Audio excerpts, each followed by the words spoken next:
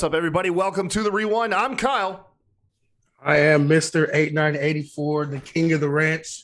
What's good, boss man? What's up, man? Hey, it's our weekly show brought to you by Smacked Raw, where RN and I talk about the latest happenings in and outside the ring in the pro wrestling world. Been doing this for a while now, man. It's a lot of fun, and what a week we have lined up for you.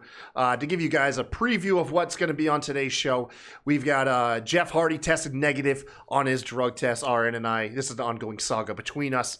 Can't wait to talk about that.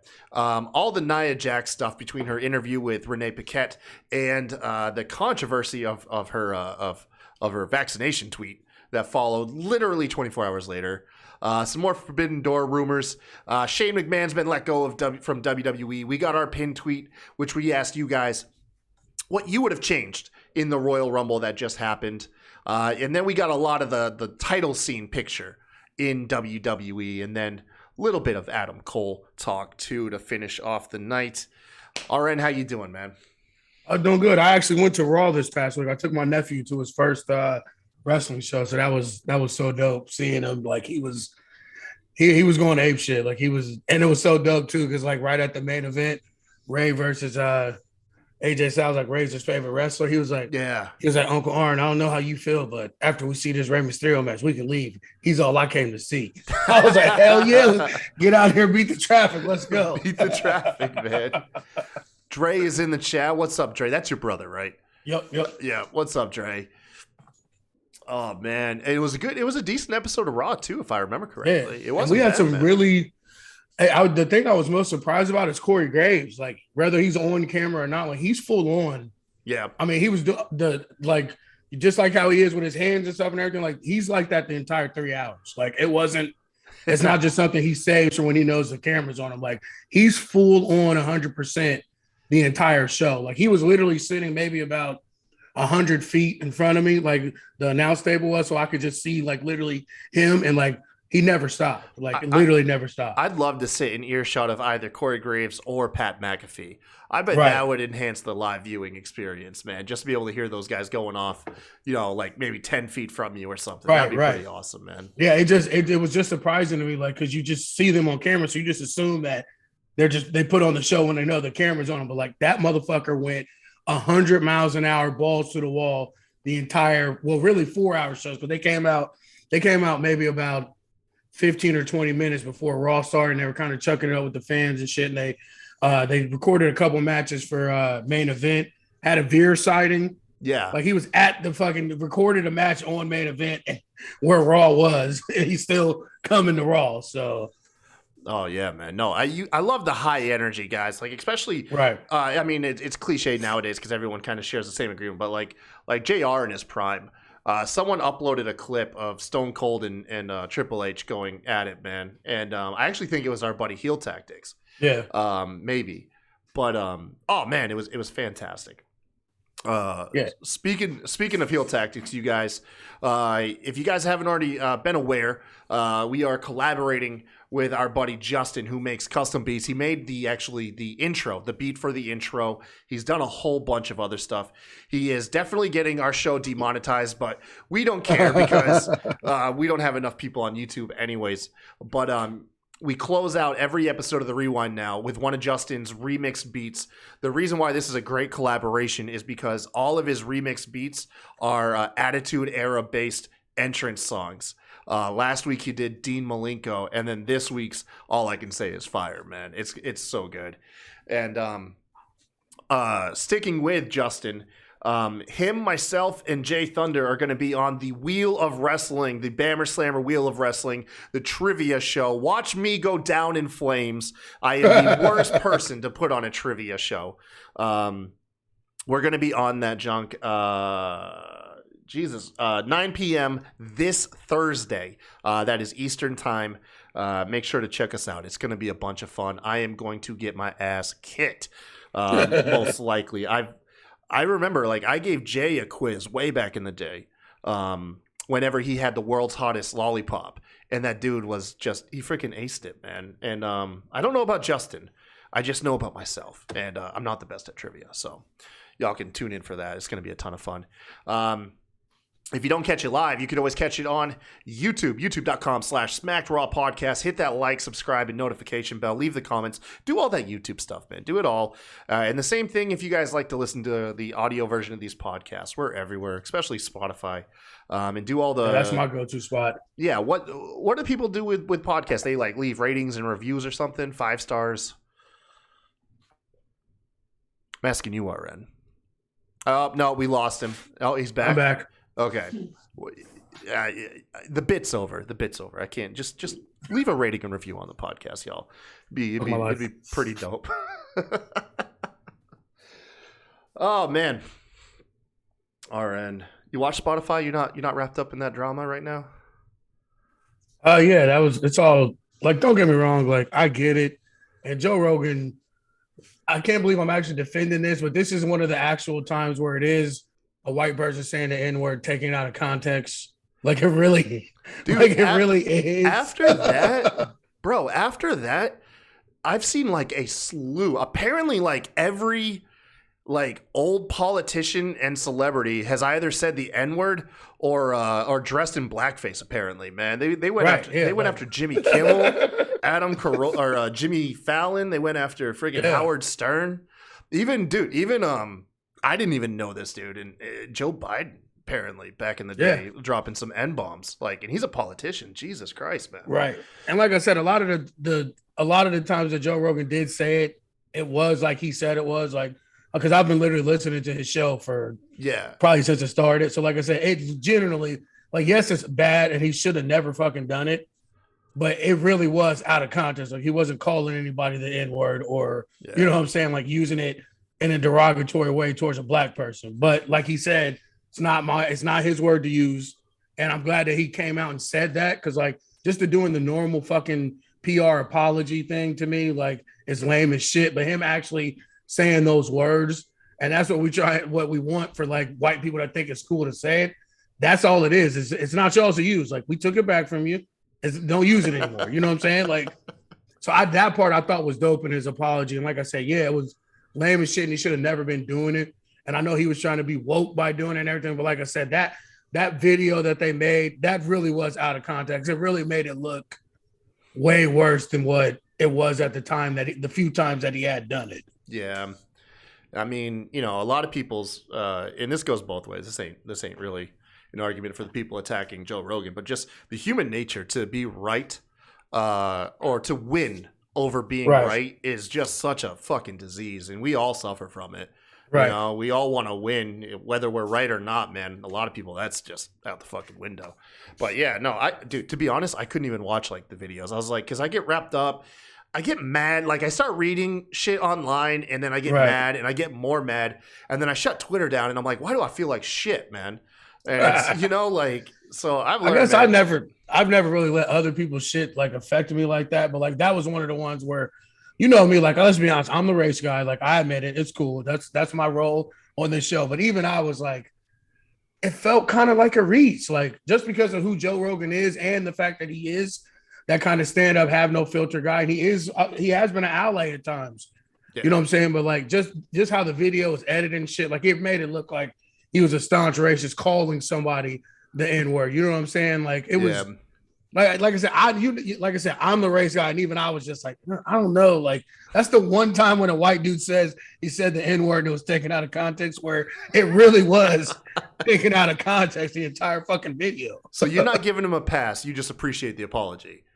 No, I'm kind of giving him a pass too, because like I said, it wasn't like the situation that he said. Like I said, if you just watch that, if you've never seen his show, never listened to him, don't really know what he's about, you just watch that video, it's fucking terrible. It's a terrible representation. It's a terrible representation of who he is. And like I said, I've been listening to his podcast literally since it started. Like, yes, it made me cringe those times that he said it, but also too in the context of the ways he was saying it and presented it was just more so like him thinking that because I'm being woke and I'm being open about it, it's okay for me to say. Mm-hmm. That's what I said in his apology with him saying, now that I've got the feedback and I see that I'm getting fucking my ass raked through the coals for it, it's not my word to use and I'll never use it again. You know what I'm saying? Like, yeah, I took that apology meant more to me than just a guy's like, well, I was drunk or I was doing something, you know what I'm saying? Like, and they come and apologize. This guy over here gave me permission to say it. Right. You They know never what I mean? apologize for actually saying it. They just kind of like apologize because you're mad. Like, I hate those type of apologies. We're like, sorry, you're upset. You know what I'm saying? Like, no. Yeah. I think the person that I felt the most awkward about was The Rock.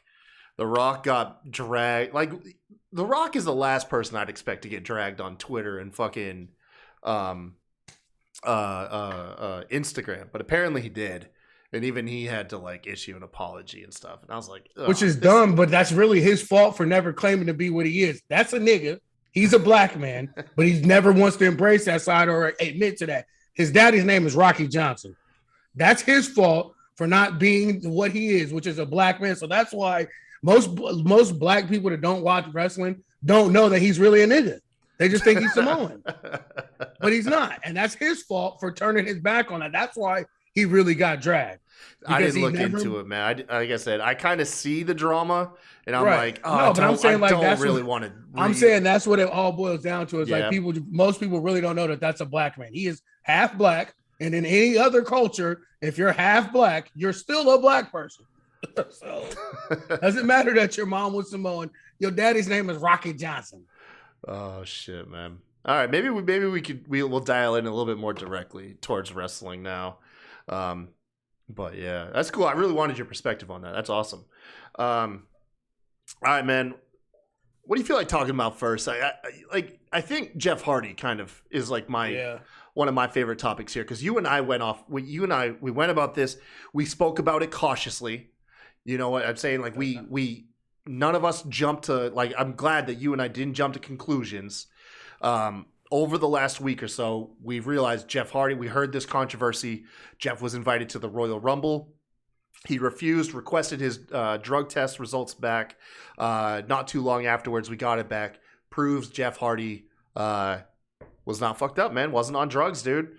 And the whole now wanting to skip out on rehab makes perfect sense. It's being reported that he said he was just burnt out, and whether you think it's unprofessional for him to walk out of an event the way he did, it was not, due to being like induced chemically. So what do you think about that, man? You know what? I thought RN was being a good listener, and yeah, his internet froze. Hold on one second. Here he comes. There we go. Bama says smacked Raw Hall of Famer Jeff Hardy. Yeah, no, my thing is too, like, I'm glad we didn't too. And even though everyone knows about my hatred for Jeff Hardy, but the substance abuse thing, like, that's something that I take seriously, like, and I hold that type of shit to my heart. So, like, I'm glad that it came out that he wasn't positive, because I felt like another positive test would have been like, I don't know, kind of like a slap in the face, especially after that interview he gave on Stone Cold where he's talking about getting his shit together. That's what everybody was like referencing. That. They were like, oh, man, he looked sober then. He looked good. Turns out he was, man. The guy just – everyone knows that pro wrestling, especially in WWE, is a grueling experience. And the man said he was burned out, man. He was done. Right. It was weird. It's kind of like when a fighter retires on the stool, Right. Jeff Hardy just realized, like, during that match, like, this is it. I just can't do this no more. Whether, now what the reasoning is, right. I don't know if it's specifically out there, if it's mental, physical, disdain for the company. I mean, well, a lot of it is really his fault because of his past. So he had that, I don't want to say target on his back, but I mean, he had that, you know what I'm saying? People pretty much waiting on him to fuck up again. So yeah. Oh man, he'll never escape that. No, there's always going to be fucking people on the internet. Not even necessarily just the internet, but also too in the company. Like they were, because of how many times he has fucked up. Like he always had that, and I kind of applaud him for not going back. Like him just saying, like, "Hey, bitch, like no, I told y'all it wasn't that. Like, give me a benefit of doubt. I'm trying to get this shit worked." Or like I kind of dug him, giving him the old fuck you. Like, nah, I'm good. Like I told y'all it wasn't right, and that I wasn't doing this, and y'all still fucking tried to dick me over. Fuck off. Yeah, man. And it's fucking crazy, man. I'm glad though. I'm glad it wasn't like that, because I know you would have been waiting in the wings, just like fucking told you guys, and me, I just hate somebody Oh my just watching them fucking spiral, God, bro. He's doing what's best for him. He turned down the Hall of Fame as well. Yeah, JJ, I know, man. Good for him. Doesn't want to go in now. You hear more and more people throughout the years just turning down the WWE Hall of Fame. It's a shame to them. It ain't worth it to them. You know? Right. More and more people are turning that shit down. Well, because I feel like they're signing their life over to the devil and like just like bowing down to this new bullshit that the WWE is about. And I think Nick Khan is pushed a lot of people away that probably normally would have never been pushed away. Yeah. I mean, you see it in like, it's weird. I can't say business growth. Like the WWE hasn't been around for decades, but you see it in growth of businesses where you'll have like a phase or a period where they'll say this company feels like a family. You know what I mean? And oftentimes that means like everybody's being looked out for, extra taken care of. And then there'll be a transitional period where all of a sudden it's like, you know, nobody's safe, nobody's special. Right. And usually that is when somebody new comes in from the outside and takes over, who doesn't have an emotional investment in your ass. Right. You know what I mean? They were hired on and they were brought on to be the ruthless, cutthroat moneymaker. And which he did, because didn't it say they cleared like $4 billion or some shit? They just made over $1 billion in profit, the most money they've ever made to date. You know, the most profitable the company's ever been. It's fucking crazy, man. Supersonic. Oh, by the way, hey, what's up, Supersonic? I forgot to say hey to you when RN was talking. He says Jeff Hardy definitely does not want to go into the WWE Hall of Fame this year. Yeah, no. He's going to wait till him and Matt hang it up. Then they'll go in. Right. Yeah, it was WWE was a family business until WWE became a global conglomerate, says BamaDave. Yeah, I mean, I think to a degree there's always been a family element as long as you were close enough to Vince. Right. And it still is like that. Yeah, if you're close enough to Vince, he's not only going to look out for your job. I mean, you've heard the stories, man. Vince has been a mentor, a father figure to so many people. And not to mention the rehabs and things that they've helped certain guys. I know it hasn't been everybody, but there is a lot of guys that Vince has taken care of and went back and helped get back healthy and clean. Like not even actively employed. I forget. Right. God damn, I forget who it is. But there was a story recently that came out that WWE got this guy either through like physical rehab or drug rehab after he had left the company. Like wasn't even employed. I wish I remember who it was. I'm terrible for trying to remember things on the spot, man. I really am. Well, shit, Scott Hall's one of them. Oh yeah, that's probably it, man. But no, man, I'm glad for Jeff. Now here comes the obvious question. You're gonna pop up in AEW, right? Yeah. Oh yeah, you know it, man. He's definitely going there. Him and Matt are gonna have their. I think that like Moxley and various other guys, I do think the Hardy Boys are going to pop up on the indie scene more frequently than AEW television. Although, actually, you know what? I probably shouldn't say that because they're going to be draws and AEW is going to want ratings. And the Hardy Boys do seem like... I just don't want to hear the fans killing. You know I'm not the AEW guy, but I don't want to hear people killing him and talking shit when he does show up there. Like, what the fuck do you mean? He's still like, as much as I hate him and think that he shouldn't be a draw, he is a draw, not just a draw to like the average wrestler fan, but to most black, like most. Dude, I'm like the only black dude alive. Jeff, man. Dude, I'm the only black dude alive that doesn't like Jeff Hardy. You saw that? You know, them were fucking grilling me because I don't like Jeff Hardy. Like, wait. So Jeff Hardy's popular in the black community? Oh fuck yes, what? Absolutely. I yes. know this, man. Yes, he's a fucking icon to black wrestling fans, bro. What is it? I mean, I guess I'm not the one to ask because I couldn't tell you. Oh shit, man! Like back in the day, I was, but as I got older and like got smarter, you know what I'm saying? Like, no, he's never been a guy that I like, but no, he's a fucking icon to black wrestling fans, bro. Oh man. Jeff Hardy versus Isaiah. That may be the announcement for Wednesday. It's too early for Jeff. Maurice says, everyone knows that. I know that. So is Natasha Bedingfield. Who's that? She sings a bunch of like upbeat, like poppy songs. Like shit you wouldn't see a grown fat man like me think I would like it sing, but I do. No, I'm one of those cliche old guys that my taste in music stopped about 20 years ago, and I'm stuck in like 2002. JJ says, "Yeah, I know people that don't watch wrestling ride with Jeff." Oh man, look at all this Jeff Hardy love. Like legit, I'm like the only nigga alive that doesn't like Jeff Hardy. Like legit. Bama says he doesn't like Jeff or Matt individually, but he loves the Hardy Boys together.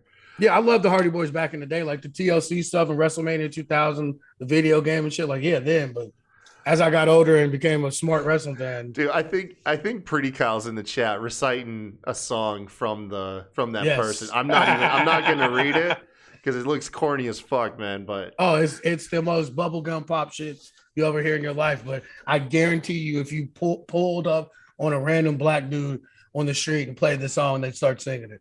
Guaranteed, man. Well, dude, from one speculated AEW appearance to another, let's talk about Shane McMahon, dude. I feel like this is the most. I feel like in my heart of hearts, this story about Shane McMahon being let go by WWE. No. Shane McMahon being let go quietly, except it was on every wrestling outlet. I was like, how? Like, what exactly is your definition of quietly?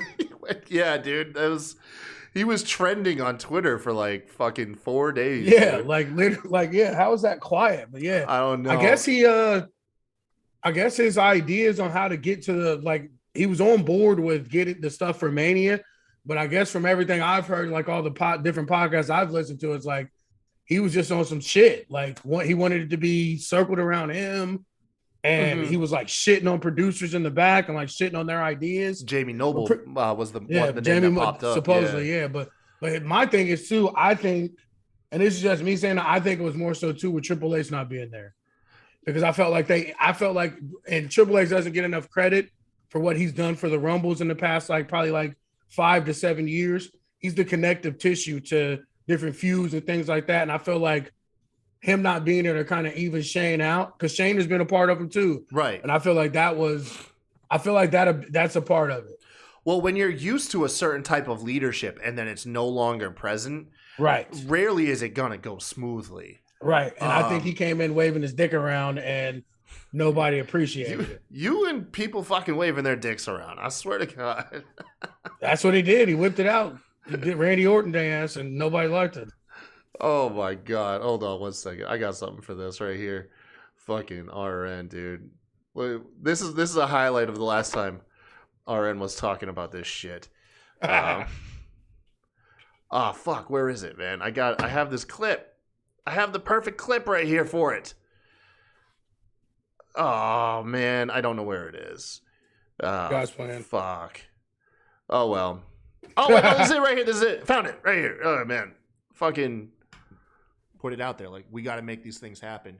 And the thing I like about it is Triple H finally like whipping his dick out. Hey yo, what the fuck? Sorry, Ari. I know you can't see that shit, but that's what. Yeah, last time you said you were happy to see Triple H whip his dick around.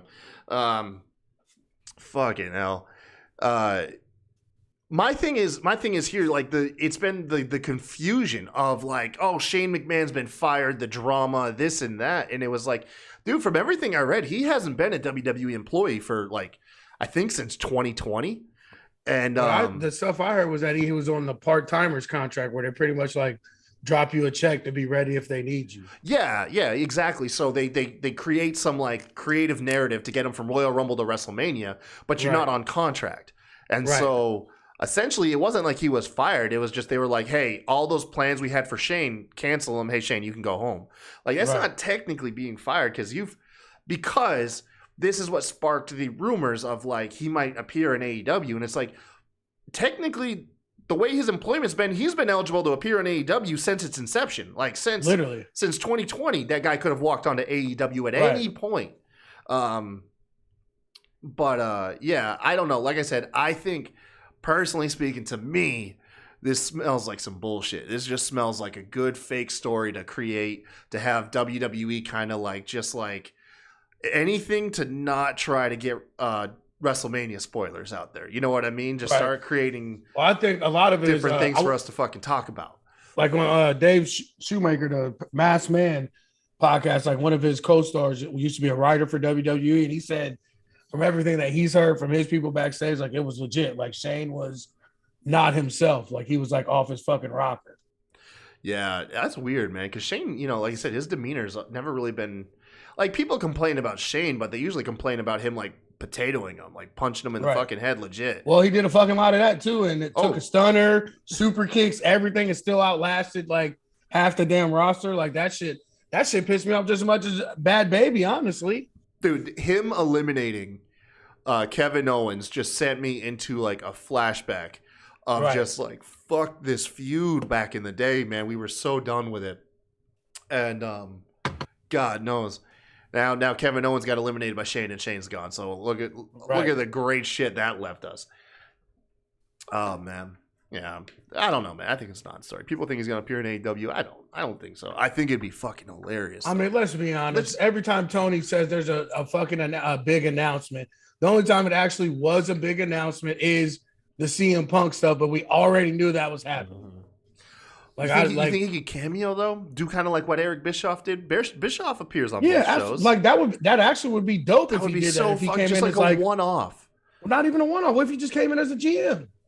Oh my God, Shane, the GM of AEW. Like that way we can keep Tony's dumb ass off TV. And then you have somebody to take his place as the villain. You know what I'm saying? And then you have an excuse why all the WWE guys are on TV. Right. Like I was pulling the strings behind the curtains trying to get this all done. Yeah, man. Narratively, it wraps it all up, RN. Wraps it all up. There you go. Shane to AEW, man. Shane to AEW. Let's do it. And we get the actual invasion angle, the actual like Shane buying in to another company to take his dad down. You know what I'm saying? Like there's so many different routes you could fucking do with that if they could actually get that done. I'm hoping it's Keith Lee though. That's who I'm holding out hope for. You hoping what? Keeps Lita? I'm hoping the announcement is Keith Lee. Keith Lee. Oh, okay. I thought you said I hope this keeps Lita. I was like, what the fuck? No. Realistically, can any of the McMahons or those close to them be accepted on AEW? Oh, fuck yes. Tony, if any of them could, it's Shane. Yeah, I feel because Shane, he's the anti-WWE one. Yeah, Shane has always felt like the rebellious McMahon. You know what I mean? The black sheep of the family. Yeah, I mean, look at all the Twitter. Look at on Twitter, man. The Vince McMahon tweets. He goes so hard when he's wishing like Stephanie, Roman, anybody else a happy birthday, and then like if it's Shane, it's just like happy birthday to my son, Shane McMahon. Have a good day. This would be so good. I feel like the hardcore fans would reject them immediately. I feel like Shane has a crossover appeal to most people. I don't think that. You know me, Bama. I love some AEW, and I love Shane. You know what I mean? Like I'm not. That's what I'm saying. I don't think they would reject him at all. I think they'd open him. Like I said, and so much shit you could do with it that I think they have open arms for him. Like, and they'd go nuts. It set the internet fucking on fire. Right. No, I would, man. Oh, just the buzz it would create. Just a McMahon on AEW, not since a McMahon on WCW, you know? Right. And it'd be the same McMahon. Literally. It's fucking the same McMahon. Oh, it works, dude. It works. Hell yeah. And literally on every level. And even like what Bama says, if they completely reject him, you still get it. It still gets to work because he's going to have so much fucking heel heat. So like either he comes in and they love him and throw roses, or he comes in and they hate him, they're they gonna bust him and piss out of him, but it'll be so fun. That's what I'm saying. And it's worth it either way. Like you're gonna get a bad reaction is just as good as a good reaction. That's true, man. As long as they're I mean, that was as long as they're their reacting. mantra for Roman Reigns and John Cena. They're cheering or they're booing. That's all they care about. Oh my God, it'd be so good. Let's break it down to some more realistic Forbidden Door shit. Tony, of course, is on his shit again. Tune into Rampage for a special announcement, which ended up just being there's an announcement on Dynamite. Fuck you, Tony. You clickbait ass. But here I am saying Shane McMahon is appearing in AEW as the fucking title, so I'm one to talk. But who are you thinking? You say Keith Lee? I hope it's Keith Lee. I mean, of all the free agents, there's so many, dude. There's so many. Karrion Kross and all them are good. Like I get it, like they are. But none of them, I don't think, would be a bigger impact than Keith Lee would be. Oh, I 100% agree. Keith Lee is the biggest name right now. Thank God, too. Like, thank God he still has the most buzz. Right. I hate this, man. Ever since my monitor died, like I have to use my fucking iPad over here. My ass is. I'm getting a second job, dude. So I'm getting another monitor once I get this second job going. Let's see here. It says I'm trying to look up current free agents. So just so we can, I think it was speculate like a little 40 bit. of them, wasn't it? There's so many right now. So, oh yeah, there is a ton. Oh my god. All right, so let's go through some of the big ones because we'll be here all night, dude. This was like 100 plus free. I mean, this is like everybody. Let me quickly just go through this. Some big names. Goodness gracious. Alberto Del Rio. Nah, he's too toxic. Yeah, Bray Wyatt. Yep. Hell yeah, dude. That would be good. I feel like that main event scenes needs to clear up before if Bray was to go to AEW. If he was, I think he could appear in WWE at almost any point. But AEW, they need to get some shit taken care of. I think he'd be fine at any point there too. Really. Yeah. Brian Kendrick. Well, that already happened. Yeah, that's very, very true. Oh shit, EC3 apparently is a fucking free agent. Gangrel just got married. Yeah, EC3 and all them. Remember they're from Ring of Honor. They're all coming off Ring of Honor's books. Oh, that's true. Yeah. Hornswoggle. You think AEW would accept Hornswoggle if he popped in for a cameo? If they accepted fucking Mike, what's his name, the little midget dude with Jurassic Express, I don't see why he wouldn't accept Hornswoggle. Yeah, I feel like Hornswoggle's kind of beloved at this point. I mean, no one's gonna tune in for a match or a long segment, but they're probably gonna pop if he appears on TV. That fucking Rough and Rowdy, he did a boxing match on Rough and Rowdy, and he was throwing them hands like he was against another small person. Dude, he rolls with pro wrestlers, man. Yeah. It was he was throwing them hands. I was impressed for real. Oh man, Bama says Hornswoggle Marco Stunt steel cage match. Facts. That's what I was talking about. You know what? The Wii LC match had no right to be as good as it was. Fire, dude. Fire. That Wii LC the match, little tiny tables and ladders and shit, bro. That was fire. Listen, if you've never seen this, on paper, it's super offensive and cringy, and it sounds dumb as shit. It sounds terrible. However, El Torito those guys, El Torito, Hornswoggle shaking on the step stool because it was too. Oh my god, dude! It turned out to be awesome. It turned out to be so good. I could not believe it, man. I've never been one for like the little people wrestling, and all of that. I really haven't been. I thought it's been kind of derogatory. However, I mean, hey, look, who am I to say where you can't find work? But right.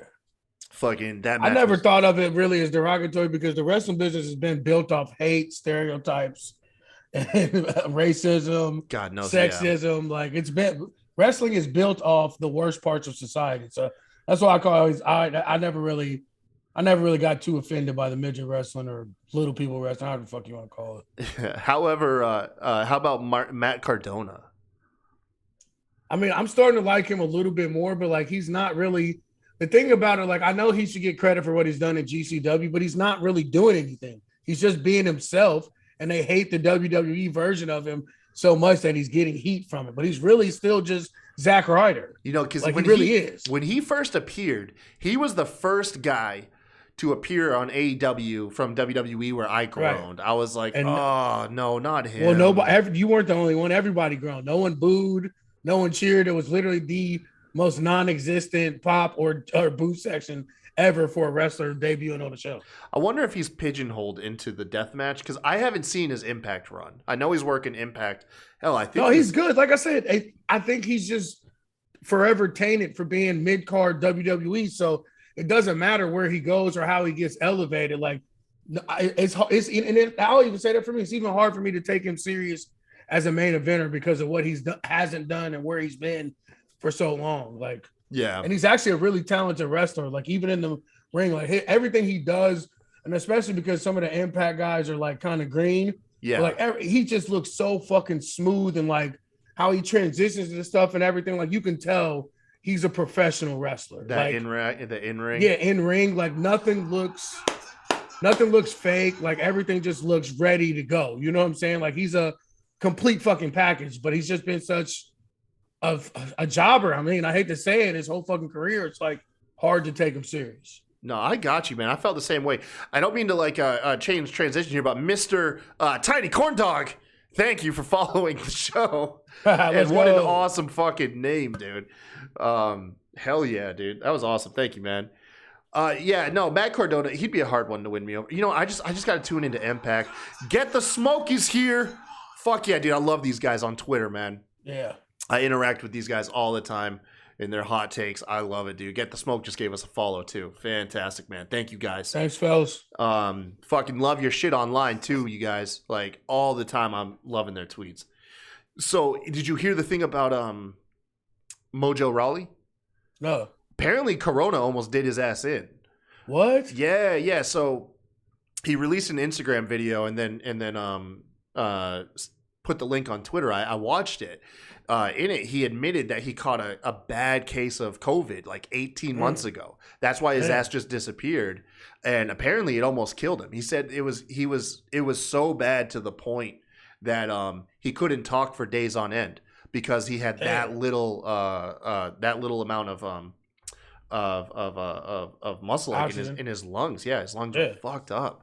But he said he's now 18 months later. He said he's still not 100, but he intends on returning to wrestling. So he's technically a free agent.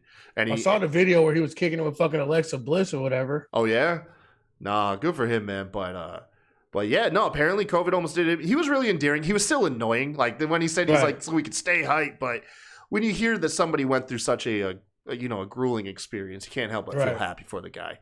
You know. With that being said, I don't know if I'd want to see him actually in AEW though. My thing is too, like Mojo is perfect for NXT 2.0. Like that's true. Like he would fit so fucking seamlessly in with a big guy. Yeah, stay hype and all that shit. Like, bro, he's literally what NXT 2.0 no, he would too. Is fucking about. He'd go from, I hate to say it, man, but him and Braun Breaker would probably have some good chemistry. Maybe. Yeah, that's what I'm saying. Like he's literally built. He was before his time. Who would have thought we'd say that about fucking Mojo Rawley? Jesus, yeah, he was before his time. He was before his time. What about Samoa Joe? Where's Samoa Joe going, man? I'm tired of speculating on Samoa Joe. I don't even give a shit. I love Samoa Joe, but it's like, just go somewhere, be happy, do what you want to do, man. Yeah. You think Tyler Breeze is too far gone to pop up in AEW? No, but I think they should try him. I mean, he's a good hand. You know what I'm saying? Like, and I think there's 2 or 3 different factions he could probably fit in with. You know what I'm saying? JJ says Enzo. What if it's him? No. I feel like nobody wants to get their hands on Enzo, man. Which makes no sense because all of the shit that people blackballed him for, it ended up not being true.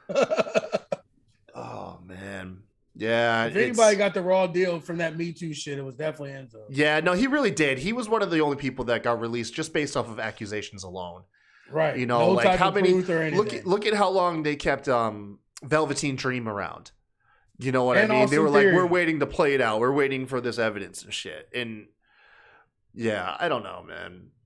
I think I'd pop for Enzo and Big Cass if it was them together. I don't really like Enzo by himself too much. Cass is on Impact. He is on Impact? Yeah, he's been on Impact for a few months now. Dude, I gotta tune into that shit, man. I told you Impact is dope, man. It's probably my second favorite show now. Like I love Impact. I almost tuned in on Thursday. I forget what I was doing, but I think it was like 9:00, and I was like, "Oh shoot, I think Impact's on." I don't get that channel, so like I have to watch it the next day. Okay. Like I have to go get the links for it or whatever, because we don't get that channel. Pretty Cal says Impact's been really good recently. Yeah. JJ's like, why aren't you watching Impact? I don't know, man. Look, I'm not perfect. All right, listen, I try, but I'm not. All right, so that was the men's side of things. Let's talk about some female free agents really quick. I don't mean to laugh. I mean nothing by it. Alicia Fox. Next. God, dude. Fuck Alicia Fox and her fans. Hey, no, don't say that, bro. I want the smoke. Hit me. The Fox Army, man. No. Hashtag fuck Fox. Oh. I was kind of happy to see her in the Rumble. Kind of. It's really nothing against her. It's her fans are so fucking toxic. Like, they're worse than Sasha Banks fans. I feel like 60% of my hate for Sasha Banks is just put on by her fans. Yeah. Let's see here. Kairi Sane. Kairi Hojo. I mean, whatever. I don't think she would be that big. You know who would be big though? It'd be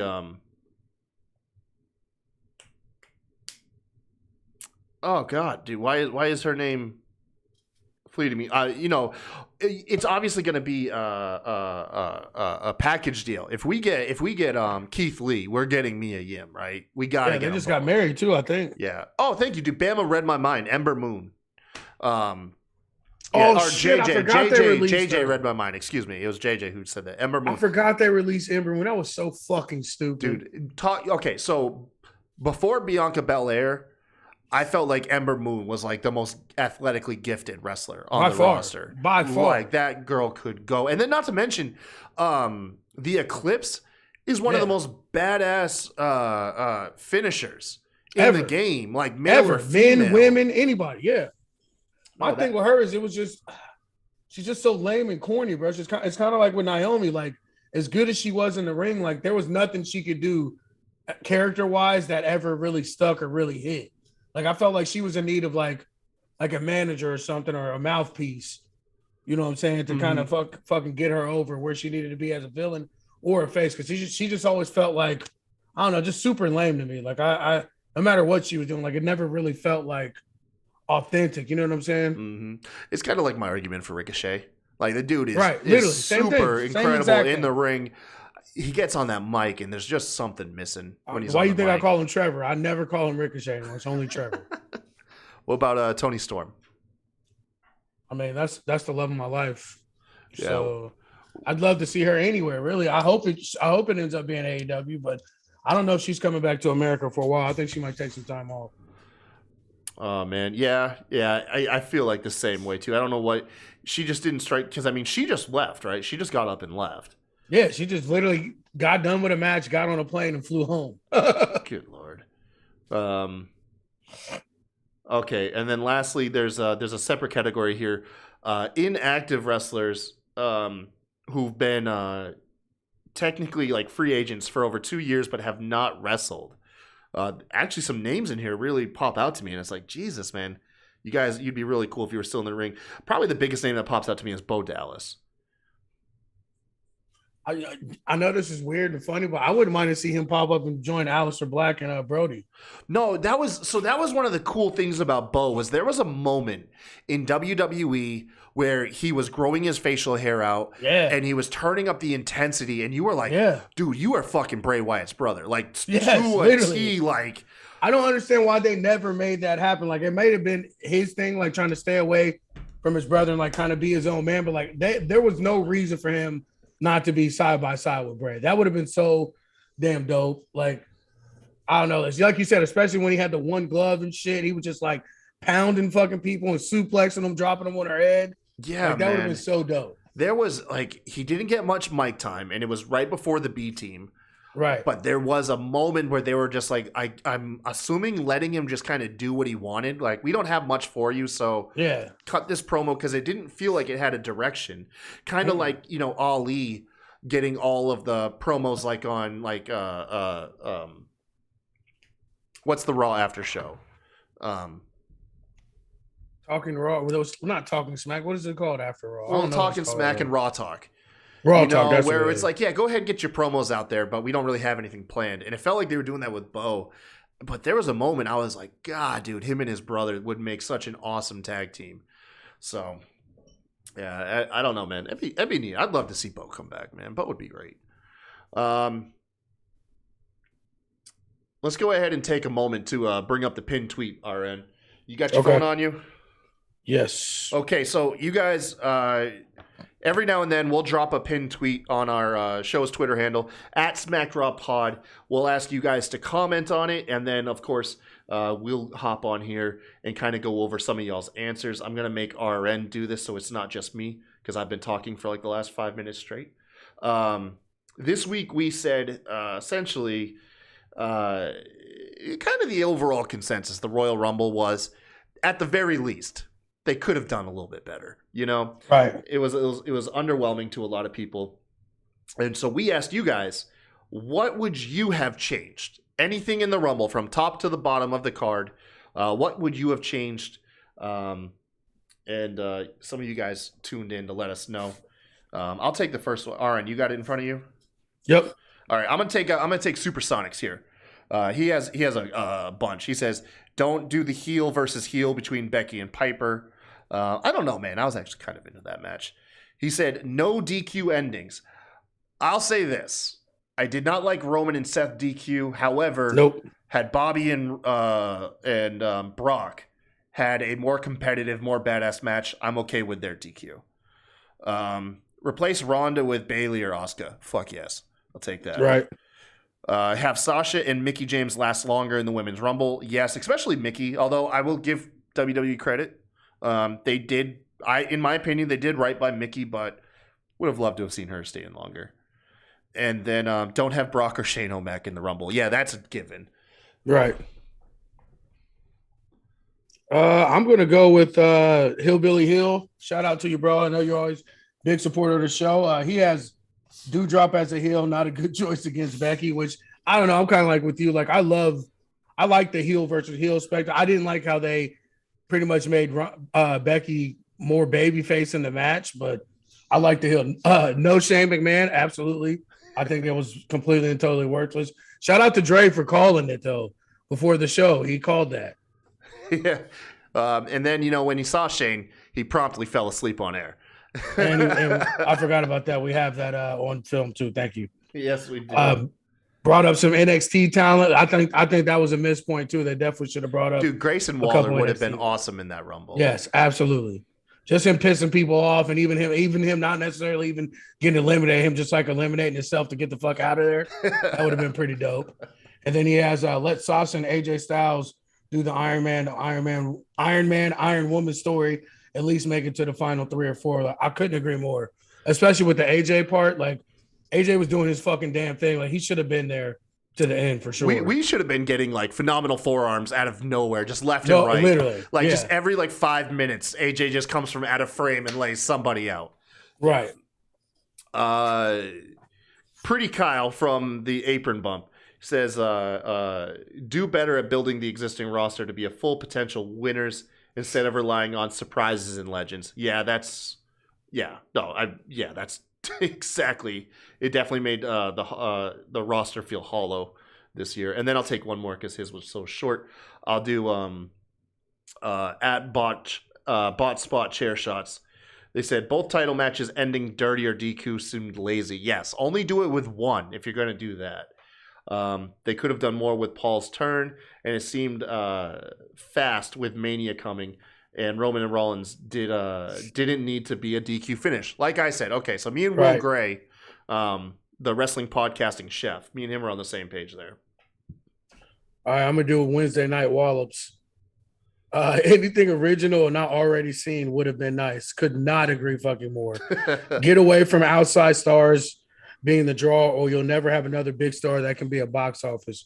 Biggest takeaway was that all their top guys got jobbed out in the Rumble. Big E, Owens, Priest, all look silly. I mean, we talked about this on air during the watch on. We felt completely the same way. And like my take is the Royal Rumble is supposed to be your jump off point or your rocket strap point for a new superstar, somebody that you want to elevate. And there was no need for Ronda and Brock to win these matches, especially if they're both going to end up being in the fucking elimination chamber anyway. Well, I know Ronda, she's got a match with who she got a match with Becky at. No, Ronda called out Charlotte. No, I'm saying, but she's wrestling Becky at who's she wrestling at Elimination Chamber? Elimination Chamber, Becky and Lita. Oh, but Lita, that's what it was. Yeah, Lita's coming back. I think it was all like it made no sense, and like we all knew. Like go back and watch the end of that Rumble when Brock Lesnar's music comes on. Like literally, not one person stood up. No one was like, "Oh my god," going insane. Bama was on stream. Bama was on stream. He's like, "Are they cheering? Are they cheering?" And we're like, no, dude, it's dead silent. He's like, yeah, never mind. They're not into this. No, they're not into this. Nobody was into that. We all saw it coming a mile of fucking way. And then my thing is too is like, you didn't need him to win to get him to Mania. Like Roman had just came out and cost him a match. Brock's allowed to walk in like fucking Goldberg, man, and just go to Mania if he wants. Like, yeah, none of it made sense. It didn't make sense story wise. And it didn't make sense kayfabe-wise either to have Brock come in and win the match. And then, like I said, the Shane stuff too. Like it was the most disjointed, discombobulated fucking Rumble in a long time. Yeah. The Drip King, Jimmy Bebe. I love Jimmy Bebe on Twitter. Right. He says, have Ronda eliminate Charlotte, but not while they're the final two, while Bianca's still in the ring as a third, and then Charlotte to come back and eliminate Ronda after she's been eliminated, and to help Bianca get the 2P. And I'm there for it, man. I felt like that was Bianca's Rumble to win. I feel like pretty much all of us picked Bianca to win for the most part. I picked Ronda. So the way I did it, I officially picked Ronda, and then I justified it by saying, I was like, if Ronda doesn't come back, it's Bianca's. But I was like, but if Ronda's in that Rumble, yeah, it's her. She's taking it. Right. They said, JJ says, they just watched a sign catch on fire and melt during the show. I'm sure they don't want to do anything wild. Yeah, that sign, apparently that sign went up twice. It was just killed. I was saying, it was just all that stuff happened, everything, like listening to Corey Graves' podcast, like as much of, like as real as it actually is, them like acting like the Rumble was like fucking amazing and like acting like you really didn't see Brock Lesnar coming. That's just like the internet, like tribe, like swaying you or whatever. Like, bro, like, no, we all saw Brock Lesnar about to win that match. You don't have to be a smart mark to know that Brock Lesnar was fucking coming out winning that match. Oh, yeah. And like what Kyle says, at least have him like attack someone backstage and steal their number. That, just that little bit of something. Yeah, something. Bama went on to say, not had Ronda or Brock win it. Yep, that's where we agreed there. Not do the heel versus heel, Becky and Piper. Yeah. And he also says, replace Shin and Brock with Finn and Ali. And I'm right there. And so was actually Katie Bebe from the She Elite Showcase. She said utilize women legends better, especially Melina. Melina was out fast. Like she was in and out. And so was Sarah Logan. Although I feel like Sarah Logan, I don't mean to like, I'm not trying to insinuate much, but I feel like Sarah came straight from the couch to the Rumble. Like, that you could, and she just had that baby not too long ago. She still looked like she was. I said that during the podcast. It doesn't look like she was working out for the Rumble. It looks like they, like what a lot of rumors were. It was like they were hitting people last second, like Nia Jax, and was like, "Hey, you want to be in the Rumble?" And I bet Sarah Logan hadn't been training or nothing. She was having fun being a mom. At least that's my presumption. I apologize. And then she also says have Cesaro in the Rumble as well. Yeah, it was weird having Cesaro not in a Rumble. Did I lose you again, RN? I think I lost him. We'll do one more, and then I kind of want to mention Nia Jax, since we just brought her up. It says from Joshka 421, put the Universal title back on Seth with a clean win. That would have been pretty cool. And have someone other than Brock win the Rumble. Man, that seems to be the ongoing thing. Not Ronda and not Brock. It was in St. Louis. Randy winning would have been pretty cool. I mean, the home crowd would have really been into it. But I don't know. Randy felt like he would have been like a hollow victory. Sarah Logan trains every day. My apologies, Marie. I didn't know. Yeah, but trains and getting ready in ring shape are two completely different things. Yeah, I don't know. My apologies. Like I said, I didn't know. She says she works out daily. Yeah, like I said, I didn't know. I kind of just took her physique and the fact that they eliminated her within seconds. I don't even think she was in the Rumble for more than a minute. Yeah, that's kind of just how I thought it was. They were just like, "Hey, you're not in shape. We want you out," which was pretty fucked up, man. Because they took the whole moment for her and Liv Morgan to like have like that special reuniting, and then just to promptly be eliminated by the Bellas. Because if anybody in that Rumble needed to be built up, it was the Bella Twins, right? Right. Oh my gosh. Oh man. That was my whole thing. That was probably my only complaint about the women's Rumble is that it felt like it was elevating part-time. Oh my God. What's up? Oh, internet going still? I'm gonna lose my shit so fast. It's all good, man. No, I just felt like they were elevating people that weren't gonna be there on Monday. Yeah, kind of like how we were saying, like the biggest fuck, man. The biggest surprise and effective return was Shane McMahon, on the men's Rumble. Like that, he got the biggest moment out of all the surprise returns besides Brock Lesnar, obviously, who won it. They really built the wrong people, man. Bama says that, still sticking with Sarah Logan, he says that she probably got her kids' tuition money mostly paid from that Rumble. I hope so, man. They should. Hell yeah. I guarantee man. You she did. Hell yeah. Get that money. Dude, you hear the shit with Nia Jax? So I heard everything except for the vaccine part. So, okay. So she finally gets, from what I saw, a little bit of sympathy online because she went and did a shoot interview with Renee Paquette, which seems to be the theme going forward, instead of going to Jericho, which honestly is kind of the better of the two podcasts anyway. So that's good. Yep. But she spoke very well, like on Renee's podcast, talking about, that when she hit Becky, she was very remorseful, and Vince, gave her the old classic, it's not ballet, and then told her to lean into the heel heat she was getting online. Yep. They adjusted the Survivor Series match for her, and she just gave like a very honest perspective. And for a brief moment, I saw some public opinion sway a little bit in Nia Jax's favor. And then, of course, the first person to come at her about the anti-vax, she leaned all the way into it. She essentially said that that she didn't change her tune about being vaccinated. She's still sticking with not wanting to get vaccinated. But on top of that, she doubles down and says, you'd be surprised how many of your heroes, all these athletes and all these people in sports I know that are not vaccinated, they've just bought a card from their doctor. And oh man, what a shit show this stirred up. Cue the Dana White clips of him saying that's fucking illegal.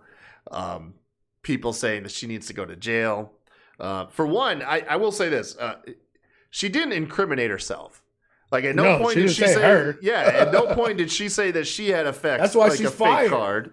That's one of the reasons why she's fired. Yeah. She said she knows other people, of course. Man, dude, this she can't stay out of like the heel heat can never go away for Nia online. She can't get out of her own way ever. No, man, no. My favorite part was her saying, "I only actually really injured 2 people." That was my fucking. That was my biggest pop. I was like, on one hand, you're like, okay, so who is that? That's Kairi Sane, like Charlotte, Becky. Okay, so I've got 3 right there. Right. She said she only technically injured 2 people. No, she got a bunch of people hurt. Bama says, body bag. If Nia ever decides to try and wrestle again, is there any promotion that you could see that would deal with the crap? I said this. I feel like Nia would thrive in GCW. Like, if I just feel like the heat, it would just be that and she's as big as half their roster, half the men's roster. That Matt Cardona heat in GCW, dude. I would love to see Nia Jax in a fucking death match, man. She's got to go to fucking Japan. Yeah. Rehabilitate her image and come back. Because probably over in Japan, like the whole fucking social media shit ain't gonna be a big deal over there. I don't see anybody. And they just love giants. Canceled. They love big women. They love big men. Like that's still a thing. Like there for them. Like I think she'd clean up in New Japan or. Marie says she won't survive in Japan. I don't know that big. That's a big old girl. I think she'd be all right wherever she goes. Hey, listen. At the end of the day, she's a Samoan. All right, like at the end of the day, she's still 6'1", 6'2", 300 pounds. That doesn't matter if you're a man or a woman. Like it's just a beast of a human being, regardless. Yeah, I don't know. Like I said, I don't know why. Ever since seeing Matt Cardona do that death match, I feel like that's been the formula. Anybody that's always going to be stuck with the WWE stink and like people that are always going to be booed. Like Zack Ryder, it's like if you just stick him in a GCW death match, I feel like they win people over, man. I don't know. It's just me though. It's just me. I know. Well, obviously WWE wouldn't mind having her back. They asked her to come back for the Rumble, but Right. I know. I bet she's obviously one name I would think AEW ain't gonna touch, and probably not the Impact Knockouts division either. I don't know. Yeah, I don't know. I don't know though, because she does have that WWE star power. It's hard to tell, man. Oh man, what else we got on tonight? RN, you think it's over on the AEW side of things? Since we brought them up a couple times, what'd you think of MJF beating CM Punk twice in He should have. Chicago? He should have. That's the whole reason why CM Punk was brought back. I hate this shit when they have these old dudes that they bring them back and they're like undefeated and shit. Like, there's no reason in hell for CM Punk to be undefeated. It just isn't. Dude, it's brave though. It is brave in Chicago. A lot of pro wrestling journalists are saying one wrong decision can kill a market. MJF losing in Chicago isn't going to make Chicago turn on the company though. No. Well, you got to also think too. You think CM Punk didn't have any part in that decision? Like they just made him take an L in front of his hometown. He's not stupid. He knows what gets heat. Of course, he's going to take the L there. Like that. As soon as they said it was going to be in Chicago, I already knew that CM Punk was going to lose. It was a great match too. That was another thing. It wasn't like just a stinker. Never gets enough. Yeah, he doesn't get enough credit for being a good wrestler. He's not a great wrestler, but he's a good wrestler. But that's because that's on AEW for never letting him fucking wrestle. Like because he's so good on the mic. Wonder if he was acclimating. You think the time, because he's been back since what, August? Wonder if he's just been constantly just getting back in shape. But yeah, when the main event came out, it was like what, like 9:15, 9:20? Yeah, I couldn't believe they gave him 45 minutes. Yeah. JJ says, RN, I just noticed the MIB hat. Or MJB, excuse me. It's MJB, not MIB. Mean Jelly Bean, JJ. Oh, go ahead. What is Mean Jelly Bean, by the way, RN? Mean Jelly Bean Productions. We are a music production company. We do comedy videos. We film shit. I mean, pretty much it's like prestige worldwide. Yes. That's the best way to specializing in research and development, leather jackets. So, you know what I'm saying? Shit like that. Like, that's what we're about. Oh, man. So you were about it. Wardlow helped him get the victory. Again, more heat. Like, those are, to me, all these things that people are kind of like shitting on. Like, I know that CM Punk had a hand in those because at the end of the day, he's the ultimate heel and always has been. I think he knows how to get heel heat. And I just don't see them as much as they put his pussy on a pedestal. Like, I don't see him having no part in the planning or the finish to a match in his hometown. That win did more for, like, a win for MJF there does more for his career than a win for CM Punk. Exactly. And I think that CM Punk knew that going in. I think that was the whole point of this feud, was to elevate MJF. Yeah, no, that's good, man. And, I think the story beat, to me, the most heartbreaking part about it was Wardlow. Just like how long Wardlow has been getting mistreated and everybody's pining for him to turn on MJF. It's going to be for the title when he finally does. Watch. Yeah, man. And to see Wardlow come out and everybody anticipate like, oh, he's finally going to stick it to MJF, and he ultimately still helps him. What a really good story beat for that too, because you've been leading us to believe the opposite would happen, but Wardlow is just proven, even with all the insecurity and all the built up frustration, he doesn't have it in him to pull the trigger on MJF.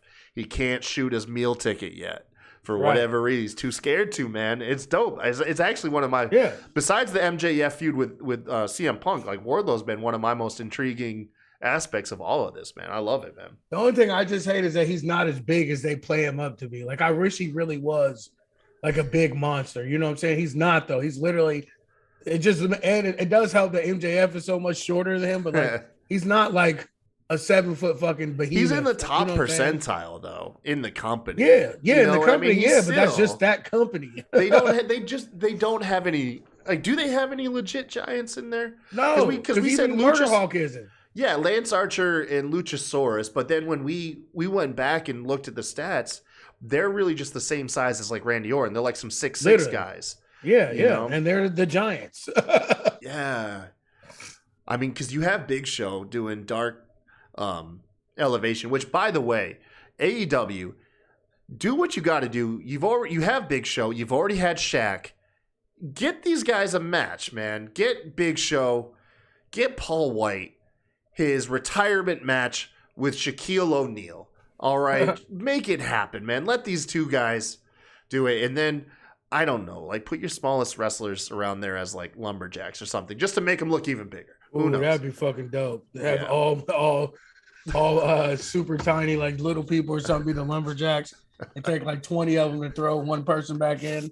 It would finally make sense for like when they suplex onto like a crowd of people, why they all just fall over. Right. That spot would finally make sense. Oh man.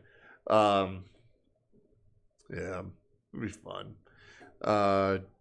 What else, man? You got Ronda versus Charlotte. Aaron, how you feeling about this? Let's pull a check your temperature. Bammer Slammer trope. I could give literally zero fucks about this. You cold? To be honest, cold just because like how everything played out and like I don't know. Like I'm kind of getting burnt out on WWE as a whole with their main event picture and how they do stuff. Like it's just like whatever. I mean, I feel like the larger picture here is how they view this road to WrestleMania, who they're putting the spotlights on, you know, because the spotlight it shouldn't have been Charlotte though. Like it's built in to be Becky, right? Like they Becky's had like the that's one where that pinned Ronda.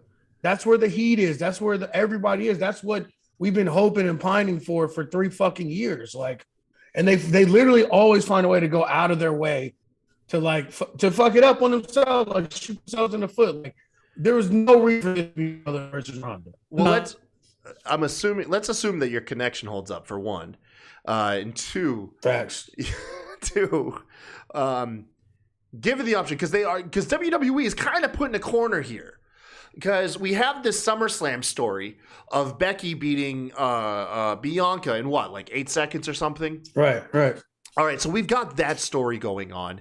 And assuming this Becky match where she faces Lita, which, by the way, I'm actually pretty excited for that match. I'm happy to see Lita back, although she's never been the smoothest in the ring, but it's still awesome to see Lita back on TV. And she's going to get a big pay-per-view match and good payday. So unnecessary. Yeah, hey, look, man, whatever you say. Either way, let's assume. Let me clear that out because before everybody tries to flame me, I'm not mad at seeing Lita backing in a match. She just shouldn't be backing in a match with the world champion.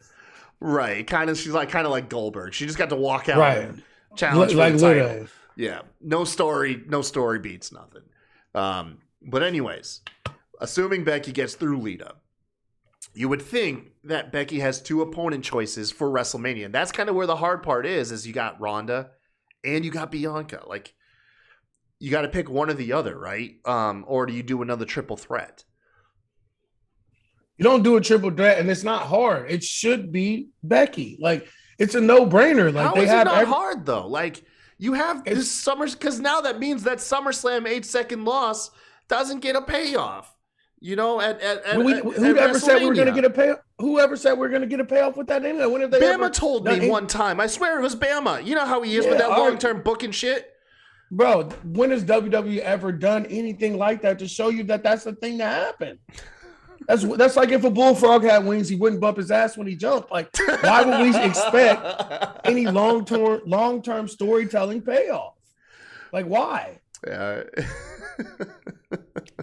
I know. My thing is the long-term storytelling payoff is Ronda versus Becky, which we should have got at that pay-per-view, that WrestleMania anyway. It should have never been a fucking triple threat. It should have been that she could have held up her end of the bargain with Ronda, flat out. That's what we want, period.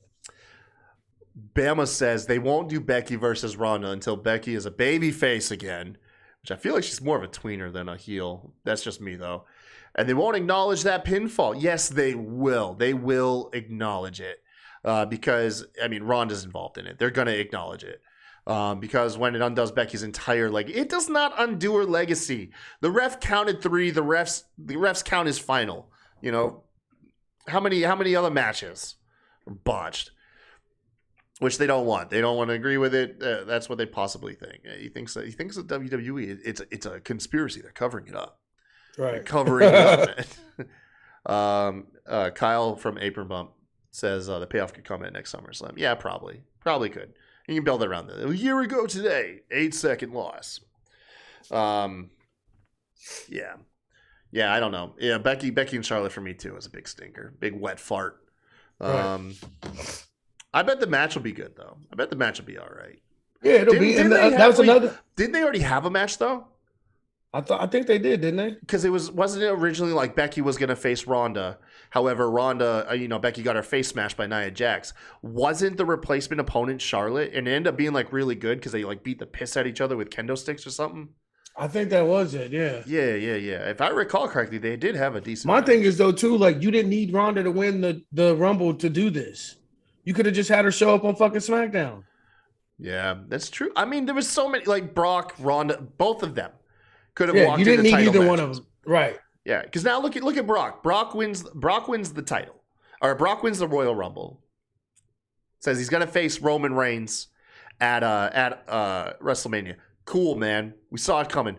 But you know what? Brock being Brock, he still gets to challenge Bobby Lashley. You know what I mean? Right. Like, he's like, until then, I want to go for this title. You know why? Because he's Brock Lesnar and he's able to do that.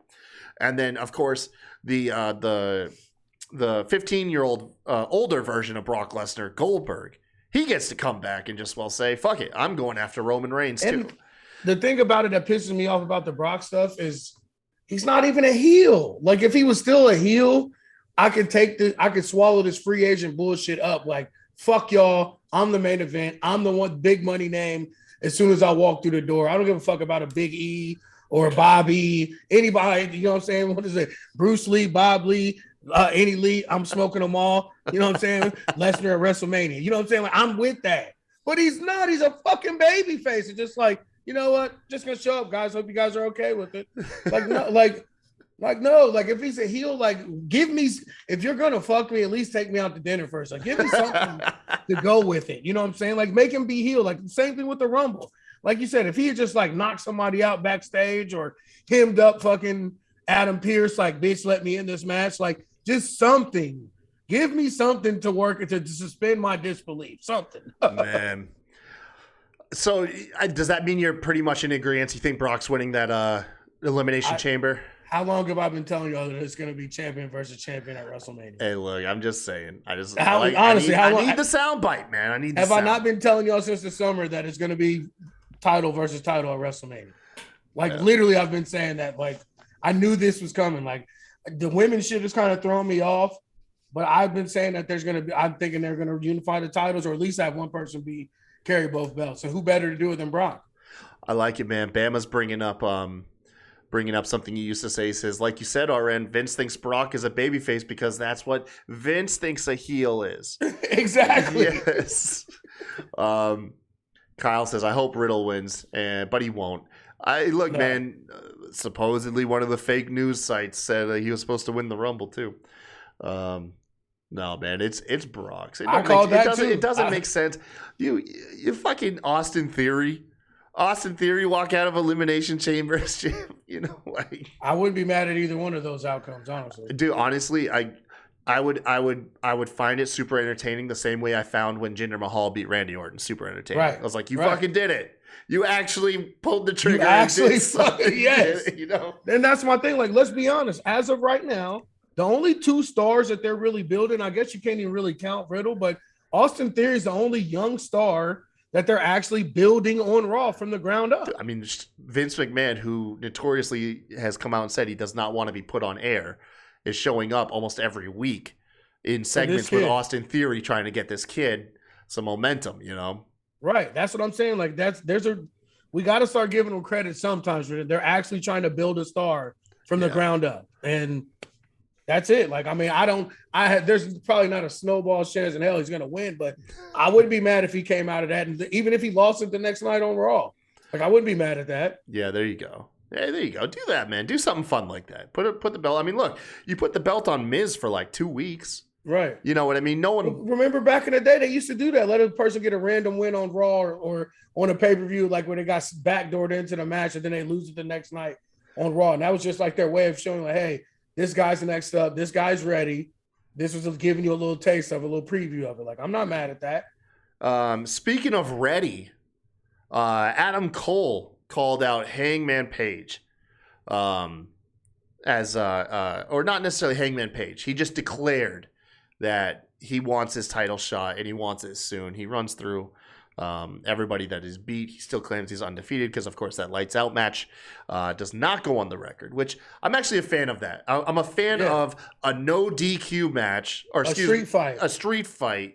An unsanctioned match. Yes. There we go. We had this. It was, what was that? It was another paper we had that was an unsanctioned match, but there was still a ref out there doing fucking rope breaks and stuff and counting out. Like, no, if it's unsanctioned, there shouldn't be anyone out there. They should just rules, be fighting, man.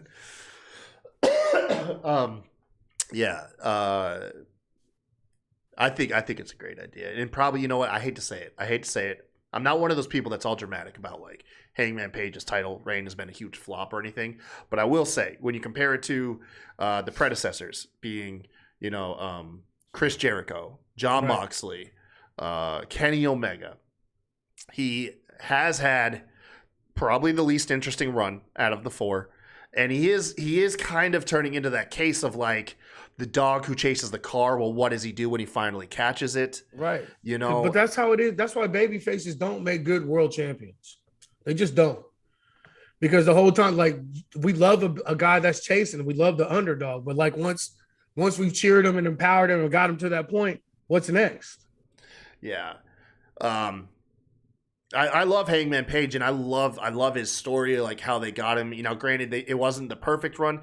AEW has kind of have been at fault for that too. That they have a hard time like the perfect, like they don't, like, their story beats usually miss like one or two steps along the way. So it hasn't been the best, but you know what? It's been good. I loved everything about the character, the alcoholism aspect of it, the conscience, the struggle with his confidence and everything.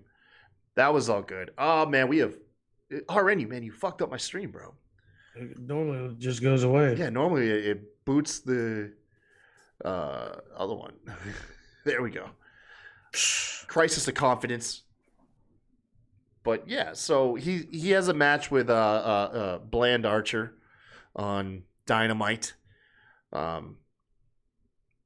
then that leaves what? Revolution's the next pay-per-view, right? I think so, yes. It should be coming up soon. I say go ahead, man. Go straight to Adam Cole, man. I say do it, man. I say do it. Let that title bounce around a little bit. You had three decent length championship reigns between Jericho, Moxley, and Kenny Omega. I say why not? Why not let it bounce around for a season? Let Adam Cole get his hands on it. He deserves it. I mean, he deserves to be a world champ. We wish it was in the other company, but I think he could carry it well. And like you said, you got that built-in heel aspect of it to keep the babyface at arm's length chasing the title. So with Red Dragon and shit, everything in the Elite, like I'm here for. I mean, we don't need to talk about my love for Adam Cole. I mean, anybody that's been watching the show long enough knows how me and Bama feel about him. So I'm into it. Yeah, Bama says Revolution's March 5th. Oh man, right around the corner. Yeah, no. Wasn't it January? Didn't they have it in January last year? I feel like that's a lot farther away than it was the previous couple years. I feel like they're still ironing out their pay-per-view schedule, Right. Let me see really quick. Let me really quick pull up AEW roster. Oh, no. Because you know what you do, right? You know what you do. Yeah,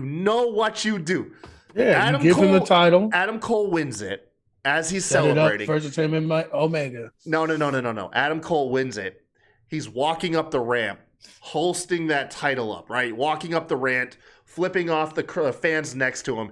Out of nowhere, Keith fucking Lee pounces him into the crowd. Belt and all. The crowd, man. That's Keith Lee's debut, pouncing Adam Cole, man. That would be fucking hilarious. That's how you do it, man. That's how you do it. Fuck it. If it's not when Adam Cole wins the title, and maybe it's after a successful defense or something. But I'm with that. That would be fucking ridiculous. That's how you got to do his debut. Not walking out, not like the lights go out, just in out of nowhere pouncing Adam Cole into the fucking crowd, man. Yeah, man. That's what I say. I say Fuck that. Pounce him into those cardboard boxes that Sammy Guevara went through. Okay. Oh man, that'd be fun. That's pretty much it for the night, you guys. I think that's it for it, man. Really quick, you guys know the deal now. Hook us up on Patreon, patreon.com/SmackDrawPodcast, or on PayPal, paypal.me/SmackDrawPod. Help financially support the show and watch it grow. Don't forget to tune in Thursday, 9 p.m. Wheel of Wrestling. I'm sure gonna get my ass kicked by